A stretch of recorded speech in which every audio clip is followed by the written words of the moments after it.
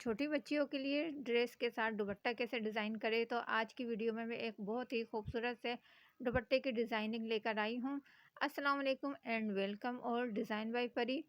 Full dress की designing आपके सामने है और आज मैं आपको जिस तरीके से इस दुपट्टे को डिज़ाइन करना बताऊंगी, आप किसी भी ड्रेस के साथ डिज़ाइन कर सकती हैं। कोई किसी भी पार्टी के लिए, चाहे बर्थडे पार्टी हो या कोई भी आपका ख़ास इवेंट हो, शादी ब्याह के लिए, तब भी आप अपनी बच्चियों के लिए इस तरीके से दुपट्टे डिज़ाइन करेंगी तो बहुत ही खूबसूरत सा लुक देगा और इसको बनाना भी बहुत ज़्यादा आसान है। दुपट्टे के लिए नेट यूज़ की है, नेट का फैब्रिक है और उसके साथ ये मैंने जो फ्लावर बनाए हैं, फ्लावर ये मैंने पहले कागज़ के ऊपर कटिंग किए थे, फिर उस कागज़ को मैंने एक गत्ते के ऊपर चिपका दिया था। आगे चल के आपको सारी डिटेल बताऊंगी। और फिर ये सिल्क वाला फैब्रिक है और इस पैटर्न को रख के ये मैंने फ्लावर काविया कर लिए थे।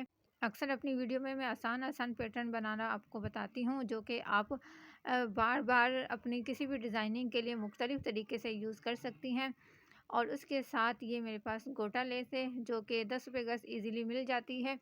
दुपट्टे की फ्रिल के लिए ऑर्गेन्जा का यूज़ किया है और दुपट्टे के अंदर पट्टी लगाने के लिए यही सिल्क फैब्रिक की ये मैंने सीधी पट्टी कटिंग की है। जितनी मुझे लंबाई की ज़रूरत थी उसी हिसाब से ये मैंने पट्टी कटिंग की है। पट्टी की चौड़ाई 2 इंच की है और ऑर्गेन्जा की ये फ्रिल की चौड़ाई मैंने 3 इंच ली है और इसको एक साइड से बारीक हेम कर दिया है।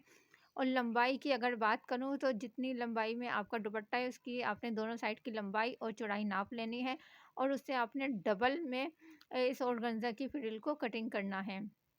और फिर दुपट्टे का जो लंबाई वाला हिस्सा है इस तरीके से आपने रखना है। फ्रिल को आपने ऊपर की तरफ से 1.5 या 2 इंच छोड़ के रखना है और जब सिलाई लगाएंगे फ्रिल के ऊपर तो फ्रिल का भी थोड़ा सा हिस्सा आपने छोड़ना है। और यहाँ पे देखें, ये सीधा हिस्सा ऊपर की तरफ है, उल्टा हिस्सा नीचे की तरफ है। और ये कच्चा हिस्सा ये जो आपको नज़र आ रहा है ये मैं ऊपर की तरफ ही रखूँगी और जब पट्टी लगाऊंगी तो ये उसमें छुप जाएगा। इस तरीके से पूरा गुम सिलाई में हमारा दुपट्टा तैयार होगा।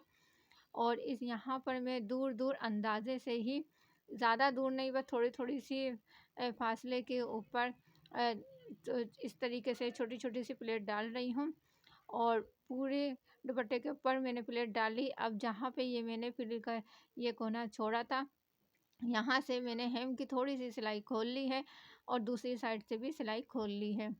अब मैं इन दोनों को मिला के और इसकी सिलाई लगाऊंगी। अच्छा, सिलाई लगाते हुए आपने इसको डबल फोल्ड करना है ताकि इसमें से धागे ना निकले। ऑर्गेन्जा है, धागे लाजमी से निकलते हैं, इसलिए बारीक हेम करनी है और डबल में आपने हेम करनी है इस तरीके से।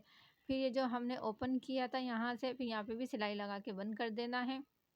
उसके बाद ये जितना हिस्सा छोड़ा था यहाँ पे भी चुन्नटें डाल लेनी है, कोने के पास भी एक चुन्नट डालनी है।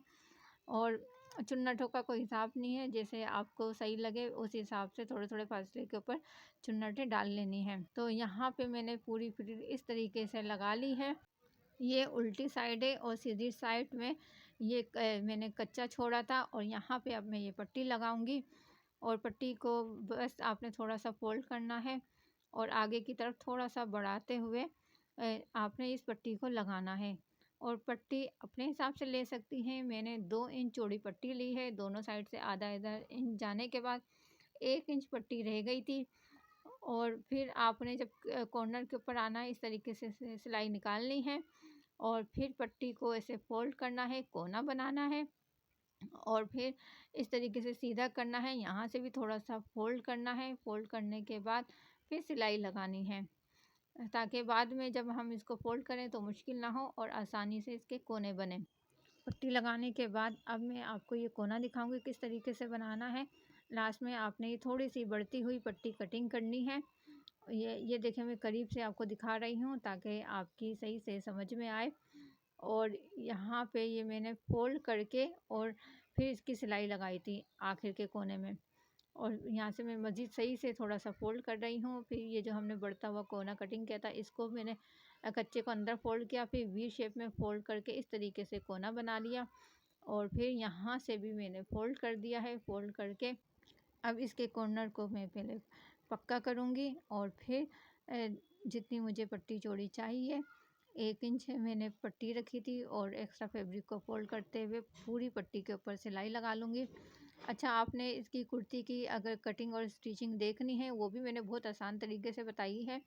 तो मेरा जो दूसरा यूट्यूब चैनल है स्टाइल विद नाज लिख कर आप सर्च करेंगी तो आ जाएगा। वहाँ पर इसकी डिटेल में इसकी कुर्ती की वीडियो अपलोड है। और मैंने बहुत ही कम बजट में 2 सूट तैयार किए हैं, यानी एक बड़ा सूट लिया था, उससे मैंने 7 साल की बच्ची की और 3 से 4 साल की बच्ची की डिज़ाइनर कुर्तियाँ तैयार की हैं, पूरा सूट तैयार किया है। और ये दुपट्टा नेट का अलग लिया था।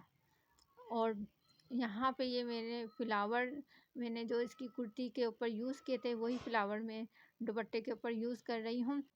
वीडियो को पूरा वॉच कीजिए और लास्ट में मैं ये फ्लावर बताऊंगी कि किस तरीके से आपने पैटर्न बनाना है। और इस फ्लावर में मैं हल्का हल्का सा ये ग्लो लगा रही हूँ। अच्छा, आपने अगर इस सिल्क वाले फैब्रिक के ऊपर भी फ्लावर कटिंग करने हैं तो 0 साइज़ की जो बुकरम होती है वो आपने चिपका लेनी है, या फिर जो गले वाली जो अ, मोटी से थोड़ी कम पतली होती है, पतली वाली बुकरम चिपका के फिर फ्लावर कटिंग करने हैं। उससे ये है कि फैब्रिक ग्लो ऊपर नज़र नहीं आएगा। तो मेरे पास टाइम नहीं था, इस वजह से मैंने इसी तरीके से इनको कट कर लिया था। और अब मैं इसमें नग का यूज़ करूँगी। और जो नग अक्सर आपके जो डिज़ाइनर जो ड्रेस होते हैं एम्ब्रॉयडरी वाले, जिनमें बहुत सारे नग होते हैं, उसमें अक्सर झड़ जाते हैं या साइड में से निकल जाते हैं, तो वो रख लिया करें ताकि आपकी डिज़ाइनिंग में यूज़ हो सके।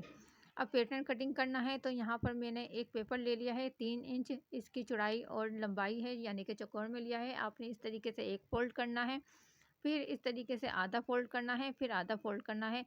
ध्यान रहे कि ये दोनों फोल्ड बराबर हों। उसके बाद सेंटर का निशान उठाने के लिए फिर एक फोल्ड करना है, फोल्ड करके ओपन कर लेना है और स्केल की मदद से एक सीधी लाइन ड्रॉ करनी है। और फिर यहाँ पर अपने हिसाब से इस तरीके से आपने लीव्स का पैटर्न ड्रॉ करना है। और ड्रॉ करने के बाद फिर हम इसको कटिंग कर लेंगे। यहाँ पे हमारे पास फ्लावर आ जाएगा।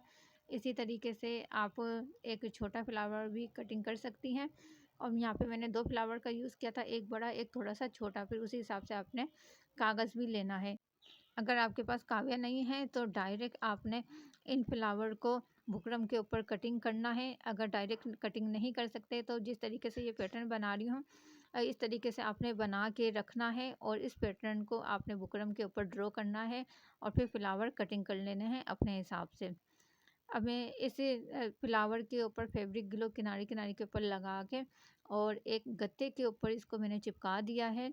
और चिपकाने के बाद ये आपका पैटर्न तैयार हो गया। इसको आपने मुख्तलिफ़ तरीके से अपनी डिज़ाइनिंग के लिए यूज़ कर सकती हैं।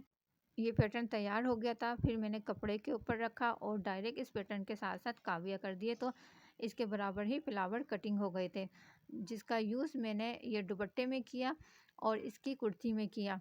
और आपने इस पैटर्न को बुकरम के ऊपर रखना है, फिर बुकरम को ड्रॉ करके या पैटर्न को रख के इसके साथ साथ ही फ्लावर कटिंग करने हैं और फिर कपड़े के ऊपर चिपकाना है और फिर थोड़ा थोड़ा सा फैब्रिक छोड़ के और फिर आपने उल्टी साइड में वो फैब्रिक फोल्ड कर देना है। तब भी आपके पास सेम इसी तरीके से फ्लावर बन के रेडी हो जाएंगे।